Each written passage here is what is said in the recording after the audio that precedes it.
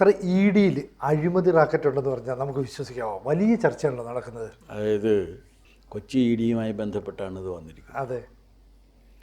പക്ഷേ ഇന്നത്തെ ചില വാർത്തകളിലൂടെ അത് നോക്കിയ സമയത്ത് ബോധ്യമായത് ഇത് രാജസ്ഥാനിലുണ്ട്, മധ്യപ്രദേശിലുണ്ട്, കർണാടകയിലുണ്ട്, ഇങ്ങനെ ഇന്ത്യയിലെ പല സംസ്ഥാനങ്ങളിലും ഇ ഡി ഉദ്യോഗസ്ഥർ CBI അടക്കമുള്ള അന്വേഷണത്തിൻ്റെ പരിധിയിലാണ്. പലർക്കെതിരെ നടപടിയും ഒക്കെ ഉണ്ടായിട്ടുണ്ട്.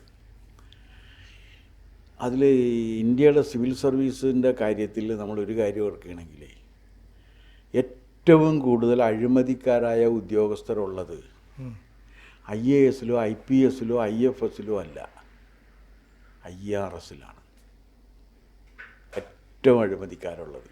വളക്കൂറുള്ള ഡിപ്പാർട്ട്മെൻറ്റാണോ? Income tax, customs. അതിലൊരു മത്സരം വെക്കുകയാണെന്നുണ്ടെങ്കിൽ ഇൻകം ടാക്സ് ആണോ കസ്റ്റംസ് ആണോ കൂടുതൽ അഴിമതി നടത്തുന്ന IRS-കാരുള്ളത് എന്ന കാര്യത്തെക്കുറിച്ച് ഒരു മത്സരം വെക്കുകയാണെന്നുണ്ടെങ്കിൽ സഡൻ ഡെത്ത് വേണ്ടി വരും. ഫുട്ബോളിലെ ഒരു പ്രയോഗമാണ് സഡൻ ഡെത്ത്. അതെ. കാരണം ടൈ ബ്രേക്കറൊക്കെ കഴിഞ്ഞ് ഇങ്ങനെ വന്ന് പെനാൽറ്റി ഷൂട്ടൗട്ടും കഴിഞ്ഞ് അവസാനം സഡൻ ഡെത്തിൽ വേണ്ടി വരും. എന്നാലും നമുക്ക് നിശ്ചയിക്കാൻ പറ്റാത്ത വിധത്തിൽ ഇവർ പരസ്പരം മത്സരിച്ചുകൊണ്ട് അഴിമതി നടത്തിക്കൊണ്ടിരിക്കുന്നൊരു വിഭാഗമാണത്. മോദി അധികാരത്തിൽ കയറിയതിന് ശേഷം ഏതാണ്ട് ഈ വിഭാഗത്തിൽപ്പെട്ട 150ഓളം പേർക്കെതിരെ നടപടിയെടുക്കുകയും കുറേ പേരെ പിരിച്ചുവിടുകയും ചെയ്തിട്ടുണ്ട്. പ്രഖ്യാപിത അഴിമതിക്കാരായിട്ടുള്ളവരെ പിരിച്ചുവിടുകയും ചെയ്തിട്ടുണ്ട്. ഇതൊരു ബാക്ക്ഗ്രൗണ്ടിൽ നമ്മളെപ്പോഴും ഓർക്കേണ്ടതാണ്. പിന്നെ ഇ ഡി കൊച്ചിയുടെ കാര്യത്തിലാണെങ്കിൽ ഇ ഡി കൊച്ചിയെക്കുറിച്ച് ഇതിന് മുമ്പിരുന്ന ഒരു രാധാകൃഷ്ണൻ മറ്റോ വന്നിട്ട് ഒരു ഡയറക്ടർ അടക്കമുള്ളവരെക്കുറിച്ച്, അദ്ദേഹം ഇതുപോലെ എന്തോ അസിസ്റ്റൻറ്റ് ഡയറക്ടറായിരുന്നു, അടക്കമുള്ളവരെക്കുറിച്ച് നിരന്തരമായ പരാതികൾ കേട്ടിരുന്നു. അസിസ്റ്റൻറ്റ് ഡയറക്ടറല്ലേ അദ്ദേഹം? അതെ അതെ, അസിസ്റ്റൻറ്റ് ഡയറക്ടർ. അദ്ദേഹത്തെക്കുറിച്ചൊക്കെ നിരന്തരമായ പരാതികൾ കേട്ടിരുന്നു. സത്യമാണോ എന്നറിയില്ല. അവിടെ വലിയ രീതിയിൽ ക്രമക്കേടുകൾ നടക്കുന്നുണ്ട് എന്ന് പറഞ്ഞിട്ടുണ്ട്. പരാതികൾ പലരും പറഞ്ഞ് കേട്ടിട്ടുണ്ട് നമ്മൾ. അതായത് ഇരകളെ കണ്ടെത്തുക, പിന്നെ ഉദ്യോഗസ്ഥരെ അല്ലെങ്കിൽ അവരെ അയച്ച് ഭീഷണിപ്പെടുത്തുക, ഇതൊക്കെയായിരിക്കും ഒരു തന്ത്രം. അതിനകത്തെന്ന് വെച്ചാൽ ഈ രാഷ്ട്രീയവുമായി അല്ലെങ്കിൽ മറ്റതുമായി ബന്ധപ്പെട്ട കേസുകളെ നിയന്ത്രിക്കുന്ന രീതിയിലല്ല മറ്റ് കേസുകൾ നിയന്ത്രിക്കുന്നത്.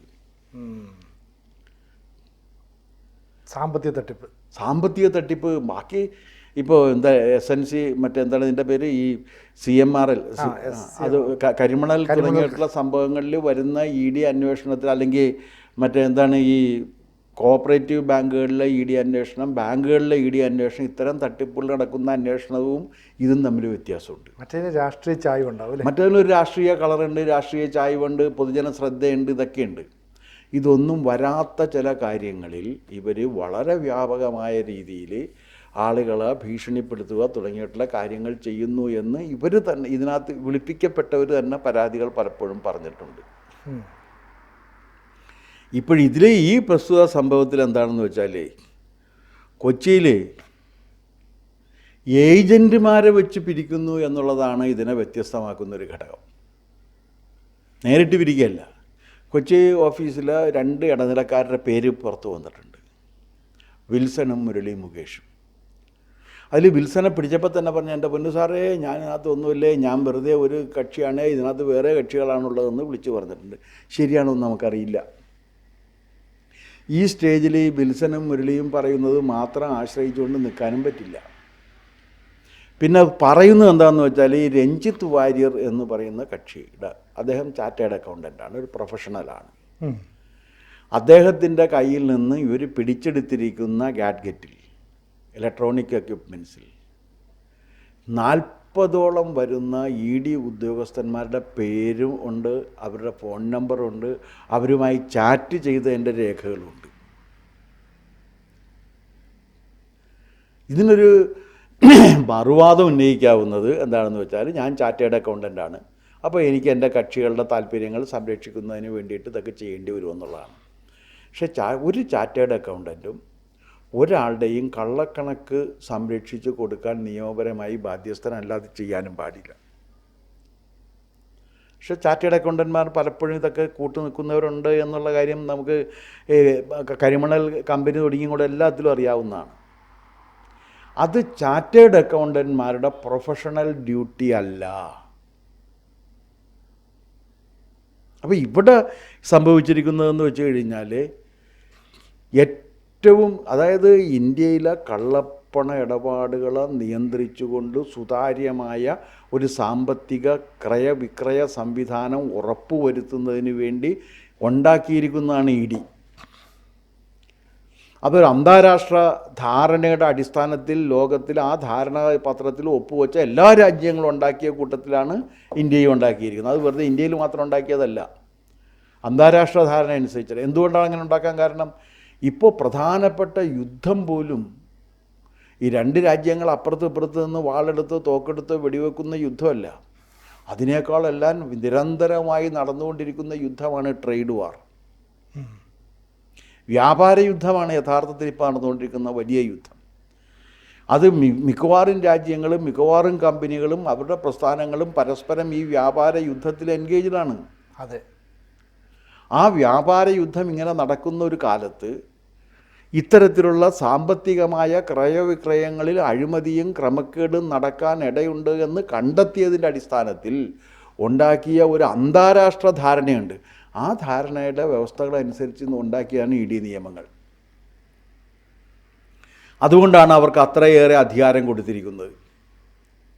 അപ്പോൾ ഒരു രാജ്യം അതിൻ്റെ സാമ്പത്തിക സുതാര്യതയും സുവ്യക്തമായ ദായക്രമവും ക്രയവിക്രയങ്ങളും ഉറപ്പുവരുത്തുന്നതിന് വേണ്ടി ഉണ്ടാക്കിയ ഒരു നിയമത്തെ ചൂഷണം ചെയ്തുകൊണ്ട് സാധാരണ മനുഷ്യനെ ദ്രോഹിക്കാൻ തയ്യാറാകുന്നു എന്നുള്ളതാണ് ED ഉദ്യോഗസ്ഥന്മാരുടെ ഈ കാര്യത്തിലുള്ള ഒരു ഇടപെടൽ.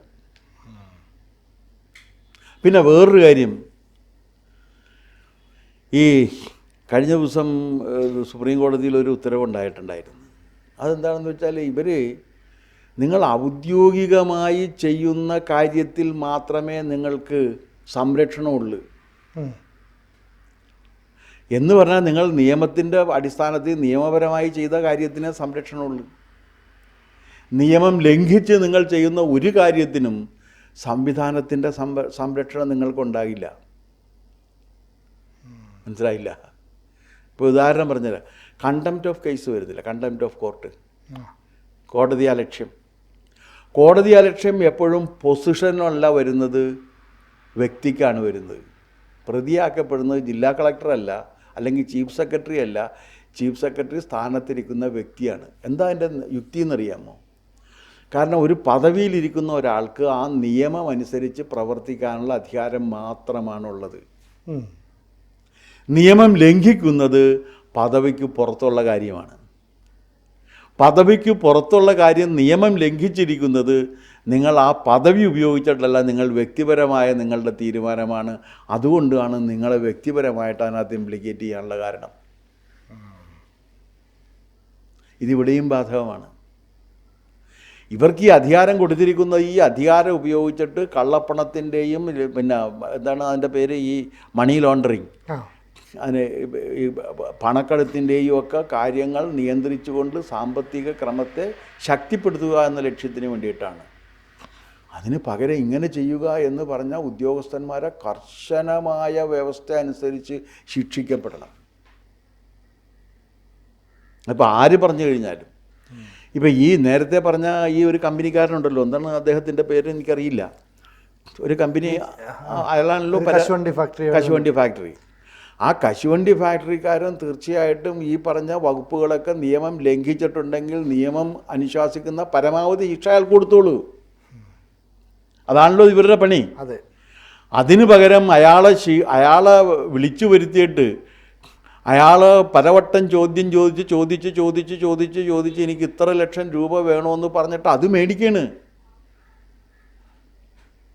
അപ്പോൾ കൃത്യമായിട്ട് ഉദ്യോഗസ്ഥരെ ഇടനിലക്കാരായിട്ട് നിർത്തി അയച്ച് ഏജന്റുമാർ, രണ്ട് ഏജന്റുമാർ, അതാണല്ലോ ഈ വിൽസണും മറ്റേ മുരളി മുകേഷും.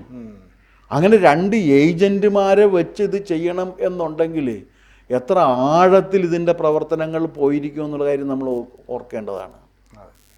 ഇപ്പോൾ ഒരു കാര്യമുണ്ട് ഇതിനകത്ത്, ഈ ഒരു ഇതുള്ളതെന്ന് വെച്ചാൽ ഈ EDയുടെ ഒരു ഇടപാടിലും രാഷ്ട്രീയ പാർട്ടികളിൽ നിന്നുള്ള ഇടപെടലുകൾ നടക്കുന്നില്ല. ഇപ്പോൾ BJP ആണ് ഭരിക്കുന്നത്, പക്ഷേ ഒരു BJPക്കാരന് EDയുമായി ബന്ധപ്പെട്ട ഒരു കാര്യത്തിൽ ഇടപെട്ടതായിട്ട് നിങ്ങൾക്ക് ഇന്നുവരെ പറയാൻ പറ്റില്ല. പക്ഷേ അഴിമതി നടക്കുന്നുണ്ടെങ്കിൽ അത് ഉദ്യോഗസ്ഥ തലത്തിലാണ്. ഉദ്യോഗസ്ഥ തലത്തിലാണെങ്കിലും ഇത്തരത്തിലുള്ള വൃത്തികെട്ട അഴിമതി ചെയ്തിട്ടുള്ളവരുണ്ടെങ്കിൽ അവരെ തീർച്ചയായിട്ടും കഴിവേറ്റുക തന്നെ വേണം.